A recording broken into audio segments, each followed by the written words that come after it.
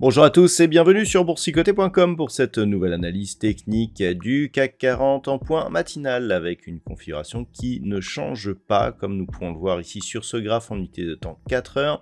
Nous avons ouvert sur un gap haussier d'une dizaine de points, gap qui a été rapidement comblé, moins de 20 minutes après l'ouverture. On revenait ici sur la zone de point haut, donc qui était le point haut de la veille, pour revenir ici au contact de la zone des 7660 points. Suite à cela, on est venu marquer ici un petit mouvement haussier, mais globalement, c'est assez hésitant ce qu'on a aujourd'hui. On est toutefois porté par le luxe, comme nous allons le voir au niveau du palmarès, puisque au niveau du DAX, par exemple, on est sur une configuration un peu moins positive.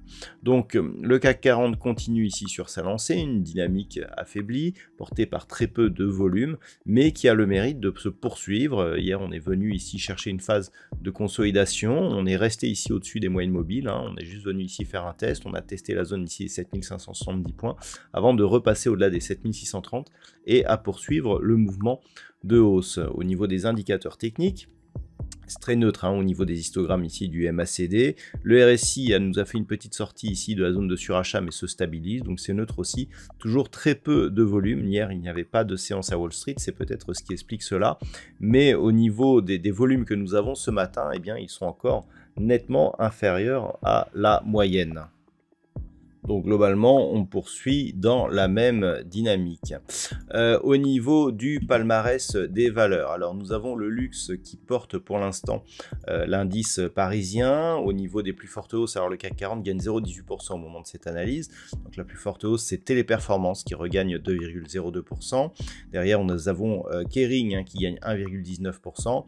Et puis, on est suivi de très près par Carrefour, Hermès et LVMH qui ont des gains donc supérieurs à 1%. Donc on voit le luxe bien représenté. Au niveau des plus fortes baisses, eh bien c'est Renault qui perd 1,57% aujourd'hui, qui fait figure d'épouvantail. ArcelorMittal moins 1,45%.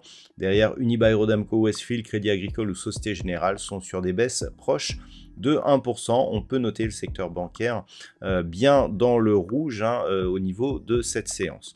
Donc globalement, eh bien, on est sur une poursuite. Pas grand chose à dire de nouveau, donc on reste ici en direction de cette fameuse zone ici des 7725 points, zone qui avait été le théâtre d'un rebond après la première attaque baissière ici que nous avions eue qui était venue chercher 7470 points. On avait évolué dans un range ici dont la résistance c'est cette zone des 7725 points. On verra si, en restant au-dessus des 7630, eh bien, si on parvient à revenir sur cette zone.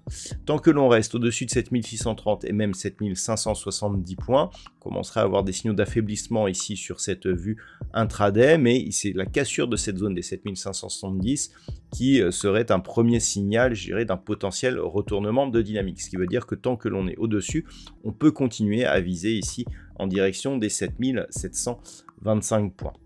Voilà donc ce que l'on peut dire d'un point de vue technique sur cette configuration.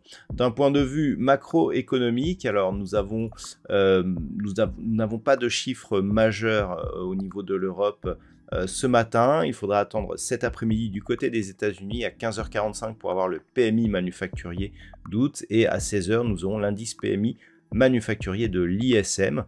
Voilà, les chiffres majeurs concernant notamment les chiffres de l'emploi américain seront dévoilés en fin de semaine. Voilà donc ce que l'on peut dire pour aujourd'hui. Je vous souhaite de passer une bonne séance. On se retrouve dès ce soir pour toutes les autres analyses techniques du site boursicoté.com.